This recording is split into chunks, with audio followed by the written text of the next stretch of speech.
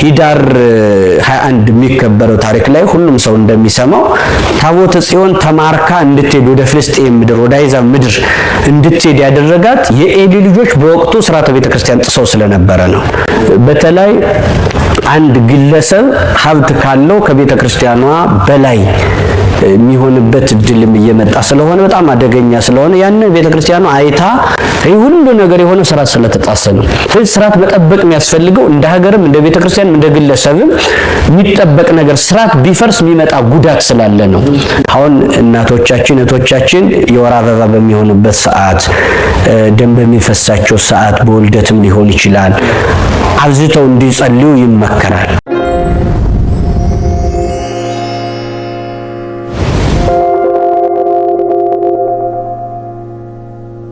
ክቡራትና ክቡራን የአንቱ መዝናኛ ቤተሰቦች እንዴት ሰነበታችሁ? የምትከታተሉት በየሳምንቱ ወደ እናንተ የሚደርሰው ሥርዓተ ቤተክርስቲያንን የምንማርበት የፍትሐ ነገሥትን ትርጓሜ ከመምህራችን ከመምህር ቃለ ጽድቅ አየነው ጋር የምንወያይበትን የምንማማርበትን መርሃ ግብር ነው። ከፕሮግራማችን ጋር የሚኖረንን ቆይታ በዛሬው ዕለት ደግሞ የምናነሳቸውን ጥያቄዎች ከመምህር ጋር የሚኖረንን ቆይታ እንድትከታተሉ በአክብሮት እንጋብዛለን። አብራችሁ ነው። ወደና ቆያችን ሰየን መስገን የባለፈው ሳምንት ማብራሪያ በጣም ቆንጆ ነበር። ከበቂ በላይ የፍትሐ ነገሥትን መግቢያ መቅደሙን በደንብ ተብራርቶልናል። ዛሬ ደግሞ ከመቅደሙ ባለፈ ሌሎች ማብራሪያዎችን ከእርሱ እንጠብቃለን። በተለይም ስለ ታሪካዊ አመጣጡ መጽሐፍ ቅዱሳዊ ነው ወይስ አይደለም የሚለውን እሱንም በማስረጃ ብንመልስ፣ ከዛ ውጭ ደግሞ ፍትሐ ነገሥት ወደ ሀገራችን እንዴት ገባ የሚለውን ዛሬ የምንወያይ ይሆናል። አሁንም ይህ ሥርዓተ ቤተክርስቲያን መጽሐፍ ቅዱሳዊ ነው ወይ ደግሞ በመጽሐፍ ቅዱስ ውስጥ በጥቅስ ውስጥ እናገኘዋለን ጥያቄ ቢነሳ ቤተክርስቲያን እንመልሳለን። መልካም፣ በጣም ተገቢ ጥያቄ ነው። ምክንያቱም ባለፈው በመግቢያችን ስናወራ የነበረው ስለ ሥርዓተ ቤተክርስቲያን ስለሆነ ሥርዓተ ቤተክርስቲያንን የያዘው ደግሞ ከአራቱ ጉባኤያት ብለን ካነሳናቸው ከመጽሐፈ ሊቃውንት ምድብ የሆነውን ፍትሐ ነገሥት ነውና ይህን ጥያቄ ያስነሳል። ምክንያቱም ዓላማው በዚህ ሰዓት የትውልዱንም ሊነሳ የሚችልበትን ሊፈጠርበት የሚችለውንም ስጋትና ጥያቄ አብሮ ማንሳት ተገቢ ስለሆነ እንደ መግቢያ በዛሬው ዕለት ያነሳው ጥያቄ በጣም አስፈላጊ ጥያቄ ነው። ምክንያቱም ሰዎቹ ብዙ ጊዜ ገድል ሲባል፣ ተአምር ሲባል፣ ስርዓት ሲባል እነዚህ ሶስት ነገሮችን ከመጽሐፍ ቅዱስ ገንጥሎ የማየት እንትኖች ይታያሉ። በጣም ከባድ ነው። ገድልንም በተጨማሪ ታምር አለ። ሥርዓተ ቤተክርስቲያን ሲባል በቃ ከመጽሐፍ ቅዱስ በጣም ባይድ የሆነ ያውም መጽሐፍ ቅዱሱን የሚያጠፋ ማዘናጊያ እንደሆነ ሰዎች ያስባሉ። ከሌላ እምነት ተከታይ የሚባሉት ሰዎች ሲገፉት የኛውም ተቀብሎ ያረዳድ ክፍተት ይታይበታል። ከዚህ የተነሳ ዓላማው አንዱን መንቀፍ፣ አንዱን ለማስመረር ሳይሆን ለማስተማር፣ ስለዚህ ለሁሉም ጥያቄ መልስ ለመስጠትና መጽሐፍ ቅዱሳዊ መሆኑን ለማስረዳት በጣም ተገቢ ነው። አሁን ታምራት የሚባለው እግረ መንገዱን ገድል ባለፈው ያነሳን ይመስለኛል። ባለፈው በመግቢያ አንስቻለሁ። ገድል የሚባለው እንግዲህ መጽሐፍ ቅዱስ ይህን አድርጉ ይህን አታድርጉ ብሎ ይናገራል። አድርጉ የሚለውን ያን በሰማዕትነት ዋጋ ከፍሎ ሲያደርጉት ያተግባሩ እንደሆነ ተመልክተናል። ስርዓትም ያተግባር የሚባለው ነውና በተግባር መለኪያ ነው፣ ሚዛን ነው፣ ሜዥር እሱን ነገር ነው የምንመለከተው። ገድል የሚባለውን ባለፈው እንዳየነው ቅዱስ ጳውሎስ መልእክት ከዕብራውያን 11 ጀምሮ ብንመለከተው ማንኛውም ሰው ቢያነበው ሊያገኘው የሚችል ነው። ገድል ያ ነው። እንዲያደረጉ በእሳት ውስጥ አለፉ፣ በመከራ ውስጥ ከአንበሳ ጋር፣ በጣም ብዙ ነገር አለ። መጽሐፍ ቅዱስ ነው። ያ ነው ገድል የሚባለው እንጂ ሌላ አይደለም። ገድል የሚባለውን መጽሐፍ እንትን ስንለው መመዘኛው መጽሐፍ ቅዱስ ነው። ከመጽሐፍ ቅዱስ ከወጣ ስርዓቱ፣ ጽሑፉ፣ ያጻጻፍ ስልቱ ከመጽሐፍ ቅዱስ ከወጣ በመጽሐፍ ቅዱስ ይመዘናል። ስለዚህ በዛ ነው የሚመዘነው። ገድል የሚባለው ሲጻፍ ምን ብሎ ነው የሚጀምረው? ከልደቱ ጀምሮ እስከ ዕረፍቱ ድረስ ነው ያንድን ጻድቅ፣ ያንድን ሰማዕት፣ ያንድን ተጋዳሊ ጻድቅ ታሪክ የሚተርከው ከገሌ ተወለደ በዚህ ዘመን ተወለደ ብሎ እስከ ሞቱ መጽሐፍ ቅዱስ ስናየው የክርስቶስ መጽሐፈ ልደቱ ብሎ ነው አዲስ ኪዳን የሚጀምረው። የክርስቶስ የልደት መጽሐፍ ብሎ ነው የሚጀምረውና በዚያ ስልቱ ራሱ ከዛ ጋር የተገናኘ ነው ማለት ነውና መጽሐፍ ቅዱሳዊ መሆኑ እነዚህ ነገሮች ማስረጃ ናቸው። ተአምር የሚባለው ተአምር ማለት በነገራችን ላይ ከአእምሮ በላይ የሆነ የተፈጥሮ ሕግን ያልጠበቀ የተፈጥሮ ሕግን የናደ ማለት ነው። ተአምር የሚባለው በቃ ይሆናል ብለህ ቀመሩን ያፈርስባል። የተፈጥሮን ቀመር ሁሉ ላይ ጠብቅ ይችላል። ለምሳሌ አሁን ይሄ ተአምር የሚባለው አሁን ተአምረ ማርያም ተአምር እየተባለ ሲነገር አሁን ተአምረ ማርያምንም ሌሎችንም ሚዲያ ላይ ያውሏቸዋል። ነቀፋ ይሄ ነው እንዲህ ነው እያሉ ማለት ነው። ስተት ገብቶ ከተገኘ መመዘኛው መጽሐፍ ቅዱስ ነው። የታምራትም የገድልም የሚባሉት መጽሐፍ በዛ ተመዝነው ማስተካከያ ይሰጣቸዋል፣ እርማት ይሰጣቸዋል።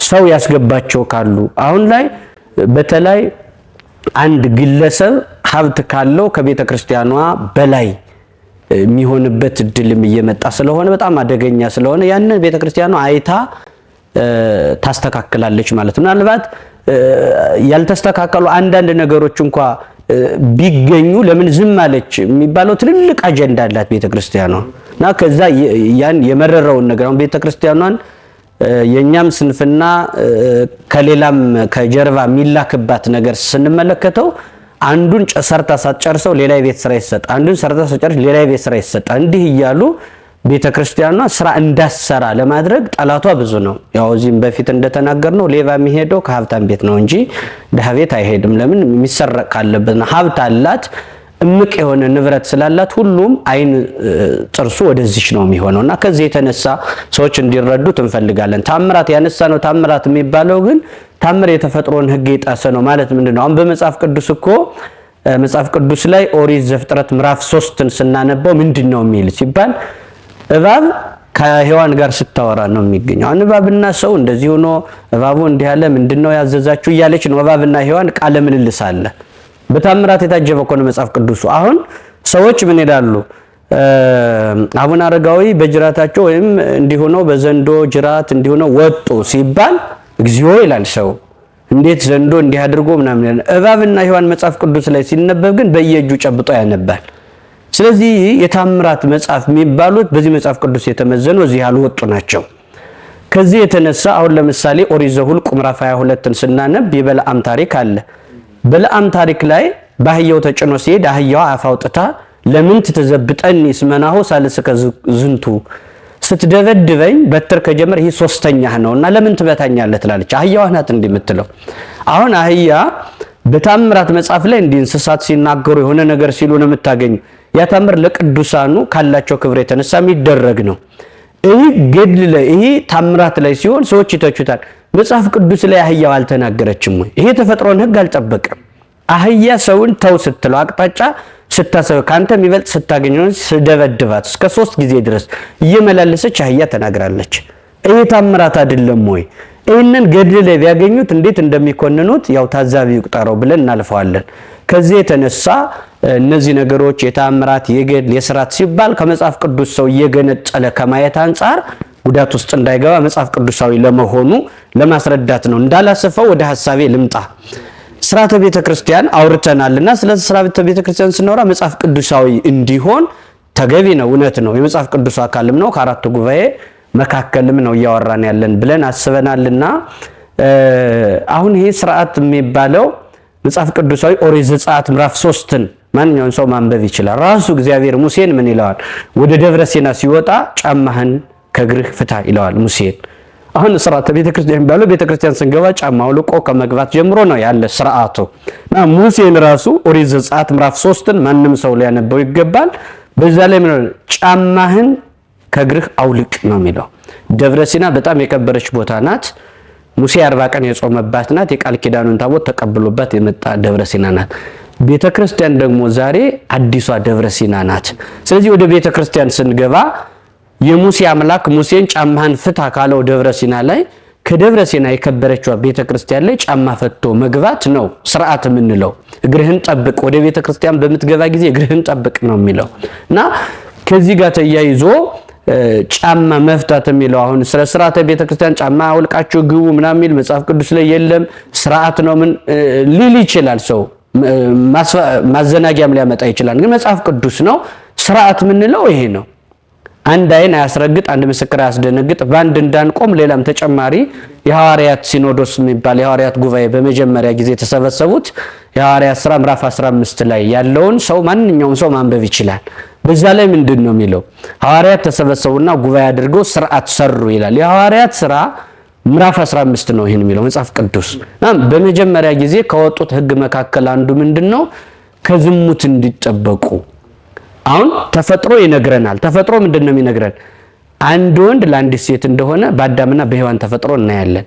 ስለዚህ በመጀመሪያ ሰው ከዝሙት እንዲርቅ፣ በዝሙት እንዳይወድቅ፣ ሰው በዝሙት ቢወድቅ ደግሞ በህይወቱ ላይ በነፍስ በስጋ እንደሚጎዳ ሲናገሩ ያን ጠንቅቀው በጉባኤ ሐዋርያት ጉባኤ ሰርተው በዚህ መጽሐፍ ቅዱስ ክፍል ላይ ካስቀመጡት አንዱ ከዝሙት እንዲርቁ፣ ከዝሙት እንዲሸሹ፣ አንድ ወንድ ከአንድ ሴት ውጭ መሄድ፣ አንድ ሴትም ከአንድ ወንድ ውጭ መሄድ እንዳትችል አስቀምጠዋል። ከማግባት በፊትም ተጠብቀው እንዲኖሩ፣ ካገቡ በኋላ ትዳራቸውን አክብረው አንድ ወንድ በአንድ ሴት የሚለውን ጠብቀው እንዲኖሩ የተፈጥሮን ህግም አንድ እንደ ጥቅስ ተጠቅመው አዳምና ሔዋን በተፈጥሮ የምናገኛቸው ስለሆኑ እሱን ጠብቀው እንዲኖሩ የመጀመሪያው ከዝሙት እንዲርቁ አንዱ ትእዛዝ ነው። ሁለተኛው ግን ሙቶ ያደረውን አትብሉ ነው የሚል ይህ ስርዓት ነው። ሙቶ ያደረውን አትብሉ፣ ሙቶ ያደረ ነገር መብላት እንዳይችሉ በዚያው ስርዓታቸው ላይ አንስተዋል። የሐዋርያት ሥራ ካልነው ሶስተኛው ደሙን አትብሉ፣ ደሙን አትብሉ ነው የሚለው። ደሙን እንዴት ነው ደም አትብሉ ማለት? ደሙን አንፍረው ይመገቡት ነበረ። ደሙ ይፈሳል። ያንን ብረት ምጣድ ላይ አርግተው በብረት ምጣድ ላይ ቆልተው ያንን ደሙን ይበላሉና ስለዚህ የሞተውን አትብሉ አንድ ነው። ከዝሙት ተጠበቁ ሁለተኛው ነው። ከዛ ደግሞ ደም አትብሉ ብለው ስርዓት ሰርተዋል። ይሄ ያውም በመጽሐፍ ቅዱስ ያለው ነው። ስርዓት የሚባለው እንደዚህ ያለው። ስለዚህ ደሙን አትብሉ፣ የሞተውን አትብሉ ማለት ግን ራሳችን ከምናዘጋጀው ውጪ ማለት ነው። በጭራሽ ማለት ነው። አሁን እኛ የምናዘጋጀው ነገር አለ። ያን መቼስ ከነነፍሱ አይደለም የምንበላው። ግን ሙቶ ያደረ ነገር ቢገኝ ሙቶ ያደረ ነገር ያንን መብላት እንደማይቻል ስርዓት ሰርተዋል። ስርዓት አለው። ሁሉም ድንበር አለው። ሁለበል አይደለም እና ስርዓት ሲሰራ ሰውነታቸውን ከመጠበቅ አንፃር ሙቶ ያደረውን መብላት እንደሌለባቸው ክልክል ነው ተብሎ ተነግሯቸዋል። ስጋን አንፍሮ ደሙን አንፍሮ ስለሚበሉት ደም ይህንን ደግሞ ከልክለዋል ማለት ነው። ምክንያቱም ደም አንፍሮ መብላት የሚባለውን አሁን ባልነው ልክ ነው። ነፍስ በደም ታድራለችና ነፍስ እንደ መብላት ነው ተብሎ ነው የሚጠቀሰው ማለት ነው። ለዚህ ነው ከደም ጋር ንክክ ያለው ርኩስ መንፈስም በተለይ አሁን እናቶቻችን እህቶቻችን የወር አበባ በሚሆኑበት ሰዓት ደም በሚፈሳቸው ሰዓት በውልደትም ሊሆን ይችላል አብዝተው እንዲጸልዩ ይመከራል። ለምንድን ነው በዚያ ሰዓት አብዝተው እንዲጸልዩ የሚመከረው? በዛ ወቅት መንፈስ ደም ወዳጅ ስለሆነ እንዳይፈታተናቸው ያንን በዚህ ወቅት የወር አበባ በሚሆኑበት ወቅት አብዝተው ጸሎት እንዲያደርጉ ይመከራልና ከዚህ የተነሳ ነው መጨረሻ ላይ በጣም እንደውም ወርቃማ ህግ የሚባለው ነው። አራተኛ የሰሩት ስርዓት ምን ሚል ነው? ለናንተ እንዲደረግላችሁ ማትወዱትን በሰዎች ላይ አታድርጉ፣ ለናንተ እንዲደረግላችሁ የምትፈልጉትን ሁሉ ለሰዎች አድርጉ ይላል። ይሄ ወርቃማ ጥቅስ የሚባለው ነው። ይሄ በክርስትናም በሌላም እምነት ላለ ሰው የሚሰራ ጥቅስ ነውና በጣም ወርቃማ ጥቅስ ይባላል። ሁሉም ህይወት ነውና እኔ እንዲያደርጉልኝ ሰዎች የምፈልገው ነገር አለ፣ እንዳያደርጉብኝ የምፈልገው ነገር አለ። ያንን እንዲደረግልኝ የምፈልገው ለሰዎችም ማድረግ እንዳለብኝ መልሶ ያዝዛሉ። በእኔ እንዳይደረግ የምፈልገውን ደግሞ ሌሎች እንዳያደርጉብኝ መጠንቀቅ እንዳለብኝ ሁሉን ከልሂቅ እስከ ደቂቅ ይመክራል። እና እነዚህ አራት የሚደርሱ ምዕራፎች ማንም ሰው የሐዋርያት ሥራ ምዕራፍ 15 ላይ ማንበብ ይችላል። ተመዝግቧል። ኦሪት ዘጸአት ላይ ስለ ስርዓት የነገረውም እግዚአብሔር ነው። እነዚህ አይነት ስርዓት ሲጣሱ ግን በሰውም እንደ ሀገርም ጉዳት ይመጣል። የዚህ ማሳያው አለ። መጽሐፈ ሳሙኤል ቀዳማዊ ምዕራፍ 3ን ሲያነቡ ታቦተ ጽዮን ወደ ፍልስጤም ተማርካ እንድትሄድ ያደረጋት ሂዳር 21 የሚከበረው ታሪክ ላይ ሁሉም ሰው እንደሚሰማው ታቦተ ጽዮን ተማርካ እንድትሄድ ወደ ፍልስጤም ምድር ወደ አሕዛብ ምድር እንድትሄድ ያደረጋት የኤሊ ልጆች በወቅቱ ሥርዓተ ቤተክርስቲያን ጥሰው ስለነበረ ነው። በጣም የሚገርመው ወደቂቀ ኤሊሰ ኩያን ሙንቱ ይላል። የኤሊ ልጆች ክፉዎች ነበሩ፣ በአባታቸው መንገድም ያልሄዱ በአባታቸው መንገድ ያልሄዱ የአባታቸውን ስርዓት ያልጠበቁ አባታቸው የከበረ ስርዓት አክባሪ አስከባሪ ነው። እነሱ ግን በዚያ መንገድ ያልሄዱ ናቸው። ቤተ እግዚአብሔርን ነው የሚል ቤተ እግዚአብሔር የጸሎትን ቦታ ሴቶች ጋር ያወሩበት ጀመረ። የእስራኤልን ሴቶች ወንዶቹ እኛ ለጽድቅ ትሄዳላችሁ ብለን ነው እንጂ ለሌላ ነገርማ ከሆነ ቤተ እግዚአብሔር ለምን ትሄዳላችሁ ብሎ ሴቶችን እስኪከለክሉ ድረስ መቀጣጣር ያደረጉት ቤተ እግዚአብሔርን መቀጣጣር ያደረጉት እና ስርዓት አልጠብቃሉ። የመስዋዕቱን ስርዓት አፈረሱ እና ይህንን ሲጥሱ ቀጥታ ታቦተ ጽዮን በእነሱ ምክንያት ተማርካ ወደ አሕዛብ እንድትሄድ ስርዓት ከማይጠብቁት ከነዚህ ጋር ከመኖር ጨርሶ መውጣትን መርጦ ጥበብ እግዚአብሔር ባለበት ሁኔታ ታቦተ ጽዮን ተማርካ ወደ አሕዛብ ምድር ሄዳለች። በወቅቱ የነበሩት የኤሊ ልጆች ስርዓቱን እስካላከበሩት ድረስ ታቦተ ጽዮን ተማርካለች። ወደ 34,000 ህዝብ ሞቷል። ወደ 34,000 ህዝብ የእስራኤል ህዝብ ሞቷል። ታቦተ ጽዮን ተማርካለች። አፍኒን ፊናስም ወዲያው ስርዓት የበጣሱ ሰዎች ሞተዋል። እነሱም ሞተዋል። ታቦተ ጽዮን ተማርካለች። 34,000 ሰው እግረኛ ሰው ሞቷል። ይህ ሁሉ ነገር የሆነው ስርዓት ስለተጣሰ ነው። ስለዚህ ስርዓት መጠበቅ የሚያስፈልገው እንደ ሀገርም እንደ ቤተክርስቲያንም እንደ ግለሰብም የሚጠበቅ ነገር ስርዓት ቢፈርስ የሚመጣ ጉዳት ስላለ ነው እና ከዚህ የተነሳ ነው አዳምና ሔዋን በገነት ስርዓቱን አክብረው ትእዛዙን ጠብቀው ሲኖሩ 7 ዓመት ኖሩ። በልጅነት መንፈስ ሲጥሱ ግን ከገነት ወጡ፣ እግዚአብሔርን አጡ። ስለዚህ ስርዓት መጣስ በጣም ብዙ የሚያሳጣው በረከት ስላለ በስጋም በነፍስም ቅጣት ስለሚያስከትል እነዚህን ከመጠበቅ አንጻር ሰዎች ስርዓት ባይጠብቁ የሚጎዱትንም ጉዳት ቢጠብቁ የሚጠቀሙትንም ጥቅም ስርዓተ ቤተ ክርስቲያን የሚባለው መጽሐፍ ቅዱስ አካል እንደሆነ ከነሳው ጥያቄ አንጻር እነዚህና በጣም በርካታ ነገሮች አሉ። ጊዜውን ለመጠቀም ያው ትንሽ ማሳያ ከተነሳ ሁሉም አንባቢ አዋቂ ስለሆነ ይሄ በቂ ነው ብዬ አስባለሁ ለጊዜው። ስለዚህ አሁን ባነሳናቸውና በሌሎችም ቼክ ማድረግ በምንችላቸው መንገዶች ስርዓተ ቤተክርስቲያን መጽሐፍ ቅዱሳዊ መሆኑን ማስረጃ ነው። መጽሐፍ ቅዱሳዊ ማስረጃዎች አሉት ማለት እንዲህ እያልን እየጠቀስን ብንሄድ ወደ ስርዓቱ ለማብራራት ለመመለስ ነው ከንቱ ሩቅ እንዳንሆን እንጂ እንዲህ እያልን ብንቀጥል ሙሉ ቀን ከዛም በላይ የሚያስወሩ በጣም ሰፊ ጥቅሶች በብሉይ በሐዲስ ተቀምጠዋል።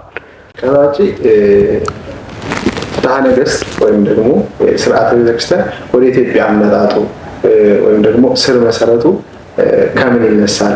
መቼስ ነው ተግባራዊ የሆነ ወደ ኢትዮጵያ የመጣበት ጊዜ ሲታወቃል? መልካም። ይሄ በጣም ወሳኙና ሰው ሊያውቀው የሚገባ መሰረታዊ የሚባል ትምህርት ነው፣ ምሰሶ ነው። እንግዲህ አሁን በጣም በተከታታይ ነው የምናወራውና ሳምንታዊ መርሃ ግብር ስለሆነ በጣም አንቀጽ አለው። ለዛ ሁሉ ምሰሶ ማቆም ያስፈልጋል፣ መሰረቱን ማቆም ያስፈልጋል። ቤት ወደ ታች ሲሰራ ነው መሸከም የሚችለው። ስለዚህ የግድ ያንን ሁሉ አቅፎ እንዲይዝልን ስሩን መሰረቱን እንዳንስተው የግድ እዚህ ጋር ትንሽ ማውራት እንዳለብን የሚሰማኛል። ወሳኙ ሐሳብም ጥያቄም እሱ ነው ብዬ ነው ማስበው። እንግዲህ ትንሽ ታሪኩ በጣም የታሪክ አመጣጥ ፍሰቱ ቤተክርስቲያን ራሱን ችላ ያስቀመጠችው አለ። በጣም እየፈራሁ ነገር ግን ተርካለሁ። መፈራ ምንድነው እንግዲህ አጫጭር ሰው አሁን ይሄ ትውልዱ በጣም ስልቹ ነው። ለምሳሌ አሁን ረጅም ፌስቡክ ላይ ያለ ረጅም ጽሁፍ የማያነብ በጣም ጽሁፉ ከረዘም ፌስቡክ ላይ ያለውን ሁሉ ይተዋልና ከዚህ የተነሳ ነው። ግን ይሄ ሃይማኖት ስለሆነ ስር ስለሆነ የግድ ማወቅ ስላለብን እየከፋፈሉ ቢያዩትም በዚሁ አጋጣሚ እመክራለሁ። ሙሉውን አንድ ቀን እንኳን መጨረስ ባይችሉ እየከፋፈሉ ማየት እንዲችሉ እመክራለሁኝ። አመጣጡን ማወቅ በጣም ተገቢ ነው። ለዛሬው እንድታገሱን ሁሉ እየጠየቁ ወደ ሐሳቡ ገባለሁ። መልካም እንግዲህ ፍትሐ ነገሥት አመጣጥ የራሱ ስር መሰረት አለው። ሁሉ ቤተክርስቲያን ይህን እንዲህ አይነቱን ነገር ስትገልጥ እንደ ውሃ ፈሳሽ እንደ እንግዳ ደራሽ አይደለም። ውሃ ከስሩ ነገር ከስሩ ውሃ ከጥሩ እያለች የምትናገረው ለዚህ ነው ከስር የሚባለውና ፍትሐ ነገሥት አመጣጡ እንግዲህ የሚነሳው ቅዱስ ጴጥሮስ ተፍጻሜተ ሰማዕት የምንለው ታላቁ ቅዱስ ጴጥሮስ 3 ደቀ መዛሙርት ነበሩት። ባለፈውም እንዳነሳ ነው ከ3ቱ ደቀ መዛሙርት አሪዮስ፣ አኪላስ፣ እለእስክንድሮስ የሚባሉ የዚህም ዓለም ማሳያዎች ናቸው። አሪዮስ ማለት እኔ ያውቃለሁ፣ ፈላስፋ ነኝ፣ ሁሉን አንብቤ መረዳት እችላለሁ ሚል እንደሆነ ባለፈውም አንስተናል። እንደዛ አይነት ያለው ጠባይ ነው። እኔ አዋቂ ነኝ፣ አጋዥ ያስፈልገኝም፣ መረዳት እችላለሁ፣ መምህርም ላይ ያስፈልገኝ ይችላል ብሎ የማንበብ ልማድ አለው። ያንን ግን ወደ ራሱ ትምክህት የወሰደን ወደ ትዕቢት ወስዶታል። ሁሉ ነገር እረዳለሁ፣ አንባቢ ነኝ፣ ከሌላው እሻላለሁ ሚል እሳቤ ያለበት እንደዚህ ዘመን የዚህ ዓለም ነጸብራቅ ናቸው ማሳያዎች። አንዱ እሱ ነው።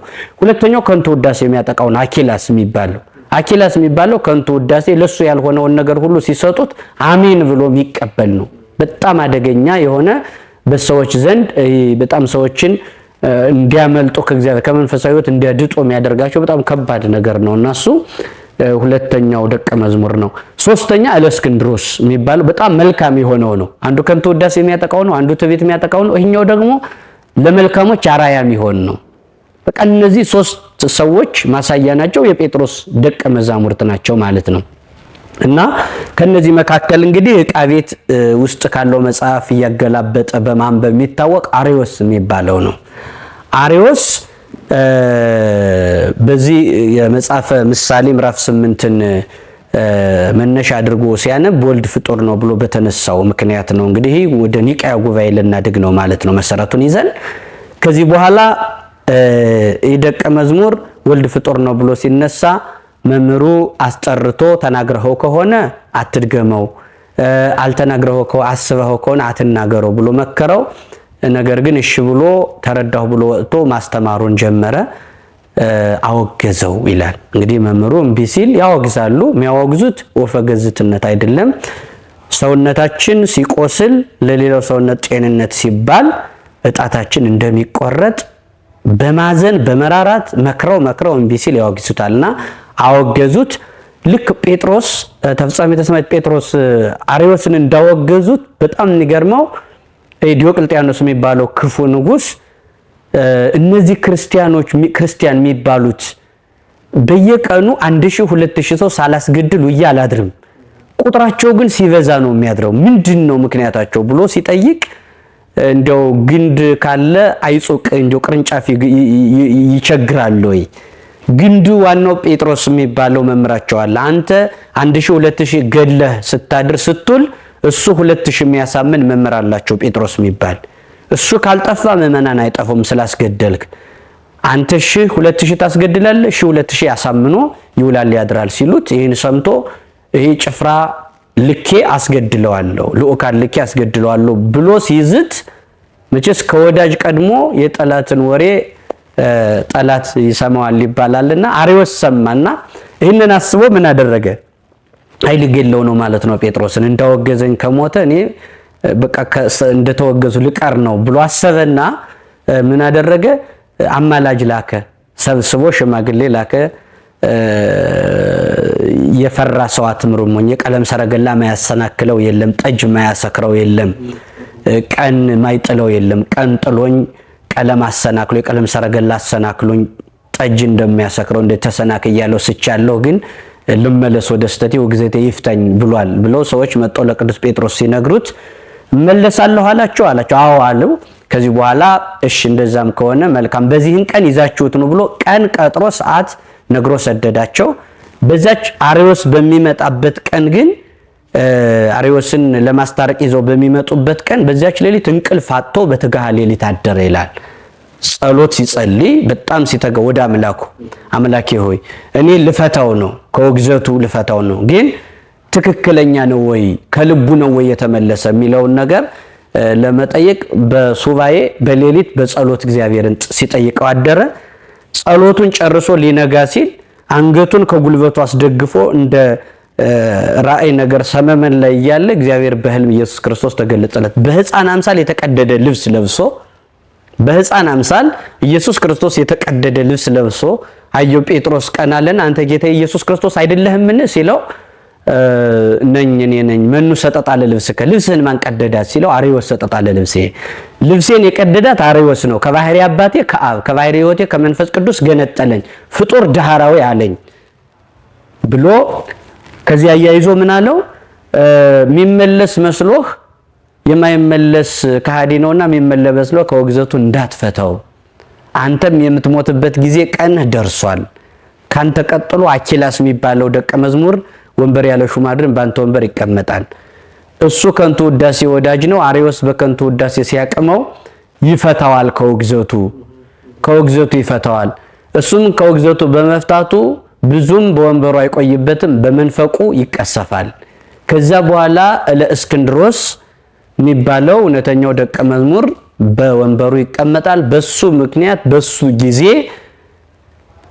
ያ ሁሉ ሊቃውንት ባለበት ኒቅያ ላይ ጉባኤ ይቆማል እና የአርዮስ ክደት የእስክንድሮስ እውነት ይገለጣል ብሎ እስከ ዕለተ ምጽአት ከዚያ አያይዞ እስከ ዕለተ ምጽአት የሚሆነው እንግዲህ በራእይ ምን ያክል ተፍጻሜተ ሰማያት ምንለው ጴጥሮስ ለእግዚአብሔር ቅርብ እንደነበረ በአንድ ቀን ሌሊት ጸሎት ይህን ያክል እንደሚያነጋግረው በህልም ነው የተቀደደ ልብስ ለብሶ ታይቶት ማለት ነው። እዚህ በኋላ ይህንን ሰሙና ምእመናኑ ደግሞ ጴጥሮስ እንዳይሞት ይጠብቁታል። ነገር ግን እሱ ሰማዕትነት አትከልክሉኝ፣ ወደ እግዚአብሔር መሄድበትን በረከት አክሊል ማገኝበት ነው እያለ ሲላቸው ቀንም ማታም እየጠበቁት እያሉ ቀን ሲረዝም እንግዲህ እየዛሉ እየረሱት መጡና ትተውት ሳለ አንድ ቀን ጠላቶቹ መጥተው በመስኮት አዘልቆ አንገቱን ሰጣቸውና ገደሉት። አንገቱን አዘልቆ ሰጣቸው። በመስኮት አንገቱን ቆርጠው ጥለውት ሄዱ። ጧት እጁን አጨብጭቦ ለትምህርት ይቀሰቅሳቸው ነበር። ያኔ ሲዘገይ ቤት ከፍተው ሲያዩት ግንዱ የቁልቁል አንገቱ የቅል ለብቻው ወድቆ አገኙትና በጣም አዘኑ። ነገር ግን የተቆረጠች አንገቱን ወስደው ሲቀጥሏት ምንም አሰረ ምትረት ሰይፍ ያረፈበት የተቆረጠ ሳይመስል ትክክል የበቀለ እስኪመስል ድረስ እንደ መጀመሪያው ተፈጥሮ ተስተካክሎ ቆመ። ነገር ግን እድሜው በቅቶታል፣ ክርስቶስም ነግሮት ስለነበር በዛው ሲገንዙት ምን አደረጉ? በጣም የሚገርመው እሱ ነው። ወንበሩ ላይ በጣም ታላቅ ሰው እንደሆነ የምናውቀው ተፍጻሜተ ሰማዕት ቅዱስ ጴጥሮስን አንድ ቀን ሊያስተምር የሚያስተማሪያ ወንበር አለ። የመምህር ወንበር ላይ ሲሄድ ክርስቶስን ተቀምጦ አገኘው ወንበሩ ላይ። እንግዲህ የዚህ በጣም ምን ያክል ድንቅ ነገር እንደሆነ ሲያየው ደነገጠ። ከዛች ቀን ጀምሮ ሲያስተምር ድንቅ ወንበር ከጎን አድርጎ ይቀመጣል እንጂ ወንበሩን በሕይወቱ ተቀምጦበት አያውቅም። ክርስቶስን እሱ ከተቀመጠበት ወንበር እንዴት ይቀመጣለሁ? አዎ ቤተክርስቲያን ይህንን ስርዓት ይዘው ቀጥላለች። ሊቀ ጳጳስ ከተቀመጠበት ወንበር ላይ ዛሬም ሊቀ ጳጳስ ወንበር ላይ ማንም አይቀመጥም። ይህንን ነው በቃ ማወቅ ያለበት ሰው። አሁን ብዙ ጊዜ እመቤታችን ቅድስት ድንግል ማርያም ማስረጃ አድርጋ ቀር እመቤታችን ቅድስት ድንግል ማርያም ክርስቶስን ከወለደች በኋላ ሌላ ልጅ አላት ይላሉ። አሁን ክርስቶስ በተቀመጠበት ማይጸን ማን ይቀመጣል?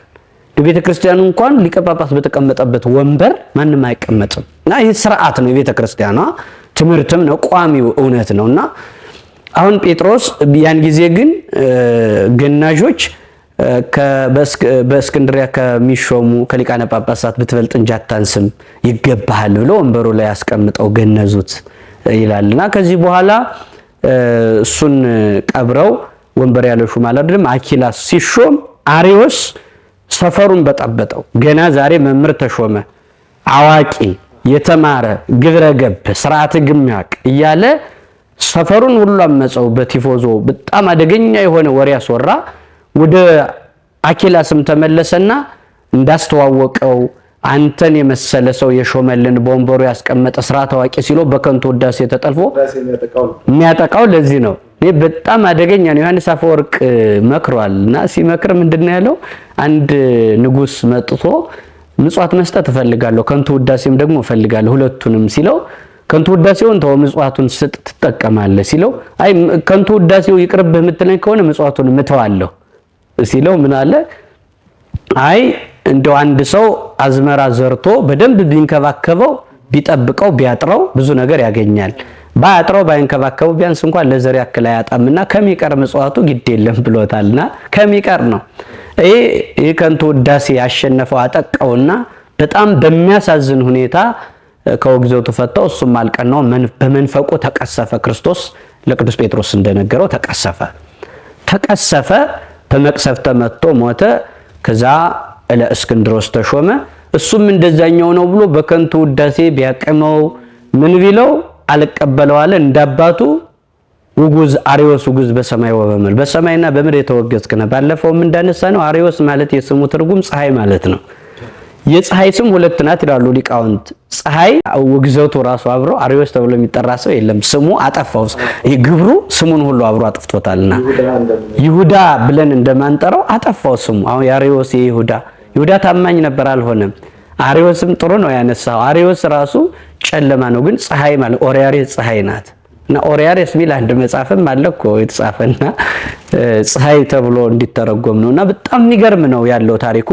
እዛ ለእስክንድሮስ በተሾመበት ጊዜ እንዳባቱ በውግዘት ላይ ውግዘት ሲያጸናበት ይሄ በዘመኑ የነበረው ንጉስ ቆስጠንጢኖስ ነው። ንጉስ ቆስጠንጢኖስ እንግዲህ ወደ ዋናው ሐሳብ እየተሰበሰበ ነው የሚመጣ፣ ታሪኩ እየተጠጋጋ ይመጣል። ንጉስ ቆስጠንጢኖስ ያ አሪዮስ የሚባለው ከንጉስ ከቆስጠንጢኖስ ለእስክንድሮስ የሚባለውን ደቀ መዝሙሩን በሹመት ያለውን ከሰሰው። ምን አለው? አባቱ ችኩል ነበረ፣ ትዕግስት ያንሰው ነበረ። ትምህርትማ ማን አልተማረም ይለዋል፣ ግን ትዕግስት ያንሰዋል፣ ብጽብጽ ይሄ ብስጭት ይስማማዋል እና በማይገባ ነገር አወገዘኝ። አኪላስ ደግሞ በሚገባ ከውግዘት ፈታኝ። ነገር ግን ከሱ ቀጥሎ ደግሞ ደቀ መዝሙሩ ጓደኛዬ ከፍቅር በቀር ጠብ የለንም፣ ግን ለእስክንድሮስ ደግሞ አወገዘኝ። የተበደለ ከንጉስ ነው አቤት የሚል ብሎ ለንጉስ ቆስጠንጢኖስ ሲከሰው በል ብቻህን ምንም ዳኝነት አልሰጥም፣ ለእስክንድሮስን ሳገኘው አጋጥምሃለሁ፣ አገናኛቸዋለሁ፣ አከራክራቸዋለሁ ብሎ ቀን ቀጠረው። እዚሁ አያይዘው አብረው የቆስጠንጢኖስን ታሪክ በፍትሐ ነገሥት አመጣጡ ስር ይተርኩታል። ቆስጠንጢኖስ እንግዲህ ጥንተ ሙላዱ ብሔረ ሙላዱ ነገዱ ትውልዱ እንዴት ነው ብለው ሲናገሩ የቆስጠንጢኖስ እናት እንደሚታወቀው እሌኒ ነው የምትባለው፣ ብዙ ሰው ያውቃታል።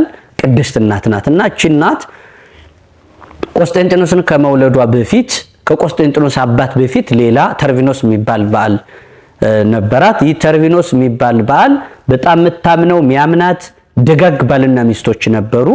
ነገር ግን በሀገራቸው ለንግድ ሄደው በሌላ ሀገር የሚያሳልፉበት በጣም ረጅም ጊዜ አለ። በዛ ሄደው ሲያሳልፉ 4 ዓመት 5 ዓመት 6 ዓመት ድረስ ቆይተው ነግደው ይዘው መጥተው ነው እንዲህ የሚኖሩት እና በባህር በመርከብ ተጉዘው ነው ይሄን የሚያደርጉትና ወደ ሰው ሀገር ሊወጣ ሲል ሰራተኛ የቤት ሰራተኛ ቀጥሮላት ድካም እንዳይሰማት ጠባቂ ሰጥቷት ወደ ሰው ሀገር ይወጣል፣ ትርዳሽ ታግዝሽ ብሏት። ከዛ 4 ዓመት 5 ዓመት ቆይተው ሲመለሱ መንገድ ላይ ወሬ ያነሱ።